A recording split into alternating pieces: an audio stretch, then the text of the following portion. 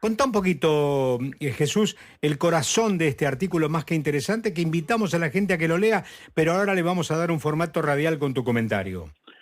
Bueno, efectivamente, este año 2024 habrá elecciones como nunca en el mundo. Casi 70 países, más de 4.000 millones de personas van a concurrir a las urnas a elegir gobernantes.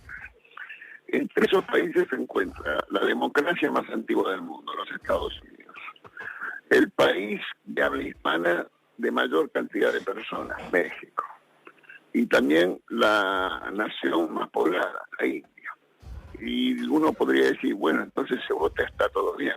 Lo cierto es que hay claroscuros que tienen que ver con sistemas democráticos que están siendo asediados, acosados, por, yo diría, dos dimensiones. Una dimensión subjetiva, individual, de insatisfacción, de fatiga, de cuestionamiento de muchos ciudadanos del mundo, que derivado de la crisis global y de la crisis financiera y de la actividad económica, no se sienten bien representados por sus gobernantes.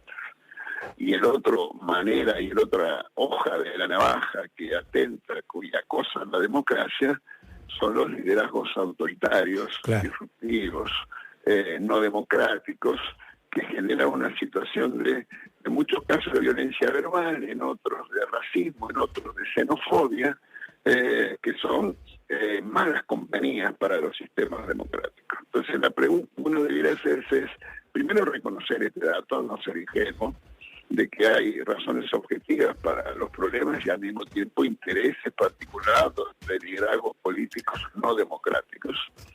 Y del otro lado, ponerse a pensar y actuar para reformar las cuestiones que hagan posible que la democracia sea, además de un mecanismo para elegir gobernantes, un modo de funcionamiento de la sociedad que asegure progreso social y realización individual para todos. Uno se puede llegar a preguntar, y en tal caso te lo pregunto a vos también, con esta experiencia y con esta observación tan detallada que haces de los movimientos, porque hay gobernantes que han llegado efectivamente por el juego democrático, con la buena cantidad de votos y demás, y luego han virado a otro tipo de conductas. Si uno evalúa, por ejemplo, para presentar un ejemplo claro y concreto, hoy Venezuela es una democracia. Definitivamente no. Venezuela es una autocracia electiva que al mismo tiempo desconoce la regla del juego de la democracia. Ha habido fraude, proscripciones, persecuciones, violación de los derechos humanos, desplazados. Hay más de 7 millones de venezolanos fuera de su país, desplazados por la situación, además de los presos y la violación de los derechos humanos. Hay otras autocracias selectivas, Nicaragua, por ejemplo. No importa si hay no importa si es el Frente Sandinista o Somoza, lo cierto es que ahí no hay democracia. Entonces hay autocracia selectiva, es como lo llaman los cientistas políticos a esos gobiernos. Pero tampoco nos olvidemos, ¿no? Porque en Estados Unidos, la democracia más antigua del mundo, hubo un señor Trump que alentaba la invasión al Congreso y la invasión lo alentaba. Y en Brasil, el presidente Bolsonaro está siendo denunciado por haber inducido a las Fuerzas Armadas a involucrarse para desconocer el resultado electoral. Entonces estamos viviendo momentos no auspiciosos para la vida democrática. No, y además de eso, si nosotros también a eso le sumamos algunas actitudes del presidente Milei, también podemos llegar a leer que hay una distorsión en el juego democrático, porque de pronto que el presidente en una tribuna diga alegremente, los que fugaron la plata son un héroe, es de un riesgo enorme como definición política y como pensamiento interno de un presidente. Sin duda, y te agregaría algo que dijo ayer, es algo así como, son ellos o nosotros. La democracia no es eso, la democracia no es de uno o de otros, es de todos. Y en la democracia nadie tiene todo el poder, no es que el poder lo tenemos nosotros o lo tenemos ellos. La democracia es república, división de poderes, pesos, contrapesos, rendición de cuentas. Ese es el funcionamiento del sistema democrático. Es como cuando el que no piensa como yo es un enemigo. Bueno, es como cuando Alberto Fernández decía que tenía opiniones críticas sobre la gestión de la pandemia, era enemigo de la vida. Bueno, no es así, es así, de ninguna manera es así. Bueno, me hace recordar este análisis que hacías cuando Mariano Grondona hablaba de la democracia, el poder del pueblo, ¿no? Claro. Diseccionaba el término. Efectivamente, Bueno, es así. Lo vamos Por eso, discúlpame, ¿no? La autocracia es el poder de uno, está mal, es el poder de todos. Claro. Estamos charlando con Jorge Elías, con Jesús Rodríguez, expresidente de la Auditoría General de la Nación. Después te quiero hacer una pregunta sobre este tema.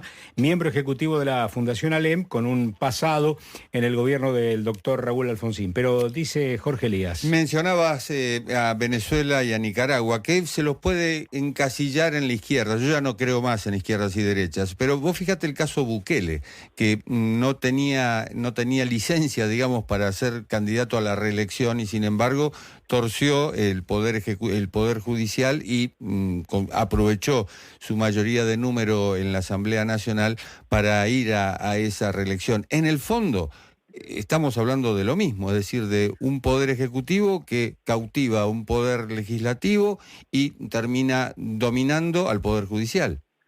Es así, Jorge, pero tal vez te pido lo entiendas bien, no cautivó al Poder Legislativo, entró con las Fuerzas Armadas para imponer una decisión. Claro, sí. En el Ejército produjo una ley, esa ley permitió renovar y reformar y desplazar a integrantes de los organismos de control y del Poder Judicial, que le habilitaron después la candidatura a una reelección que estaba prohibido por la Constitución. Digamos, todas estas cosas pasaron antes de que eso sucediera. Está bien. Y la otra cosa que obviamente destacás en tu artículo, y me parece que es cierto, días pasados el Economista había hablado de que las mejores democracias de América estaban localizadas en Uruguay y en Costa Rica, ¿sí? Así es, y en Chile. Y me gustaría decirte lo siguiente, mira, hay una asociación directa, hay una relación automática de causalidad entre calidad institucional y resultados económicos positivos. Esos tres países de los cuales estamos hablando consiguieron crecer, consiguieron reducir la pobreza. En Uruguay se redujo en 20 años 15 puntos porcentuales la pobreza. En Chile en el mismo periodo se redujo 30 puntos porcentuales la pobreza. Y como si eso fuera poco, fueron los que mejores resultados tuvieron en la pandemia. Entonces, la calidad de las instituciones, que aquí en Argentina, desgraciadamente, no todos valoran, ponderan y consideran relevante, determina el resultado económico y social y la calidad de vida de los ciudadanos. Por eso es tan relevante entender que el sistema político tiene que tener un pilar democrático, se vota de manera libre y con elecciones verificables.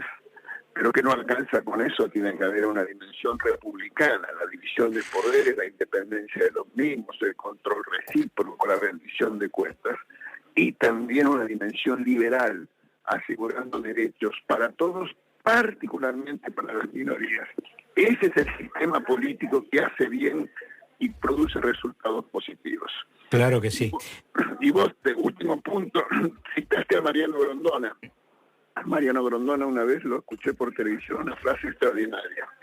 Dice, hay algunos liberales que se preocupan por la flotación del tipo de cambio y se olvidaron de los momentos en los cuales flotaban los cadáveres en el Río de la Plata. La democracia es decisiva para la solución de los problemas. Está bien. Vos sabés que, hablando de Uruguay, a mí me ha sorprendido una declaración de ayer nomás, fresca, en el encuentro de los libertarios, en esta asamblea que hubo, en esta cena, porque la calle Pou dijo, se necesita un Estado fuerte para gozar de la libertad. Es difícil si se vive en un rancho, sin acceso a la salud y a la educación. Me parece que es extraordinaria como frase. Digo yo porque Días pasados, también el presidente Milei habló de que el Estado no tenía que estar presente en muchos aspectos, y uno cree que sí, que tiene que estar presente, y que tiene que estar presente con contundencia en la salud, en la educación, después del cachetazo de la marcha del día de ayer, y en tantas otras cosas que tienen que ver y que definen la vida de un país. El Estado tiene que estar presente. Lo que no te puede llevar el Estado a por delante ni pisarte para que vos no tengas la posibilidad de crecer. Sin duda, Fernando, miralo así. Ciertamente cuando el presidente dice que el Estado es una organización criminal, yo me siento azorado, por no decir desesperado, que el presidente de la Nación Argentina tenga esa opinión. Sí. Entonces, hablando del presidente, me acuerdo de Fernando Enrique Cardoso, que seguramente Jorge Elías recordará, Sí, claro, lo que voy a decir. Uh-huh. El presidente Cardoso decía, hablaba del Estado Ipanema. Entonces una vez alguien le preguntó, ¿qué es el Estado Ipanema? Bueno, que no gordo y tampoco tan flaco que se le vean los huesos. Sí. Y eso es lo que necesitamos. Como la garota. Claro. Efectivamente. Efectivamente. Está bien, bueno. Y lo último que te preguntamos, un poco fuera de programa, como diría Marquitos Mustok, se ha hablado mucho de la Auditoría General de la Nación en cuanto a las auditorías a las universidades, pero me contaba Jorge, esta no es una potestad de la auditoría anunciar o mejor dicho, auditar las universidades, sino que tiene que tener un pedido, ¿no? Al Congreso. No, para ser más preciso diría así, la Auditoría General de la Nación tiene que formular un plan de trabajo. Ese plan de acción es aprobado por el Congreso. Siempre la auditoría tiene incluido en su plan de acción auditorías de universidades nacionales. Siempre. En los últimos años, todos los años las hay y este año también hay.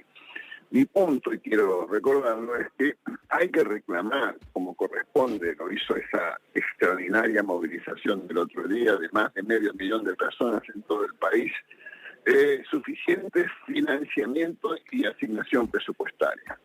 Y con la misma responsabilidad hay que reclamar que el uso de esos recursos sean auditados de manera transparente y que haya funcionarios de las universidades íntegros y probos que estén a la altura de las circunstancias. Las dos cosas. Está bien. Jesús, un gusto encontrarte en el aire de Continental en el día de hoy. Muchas gracias,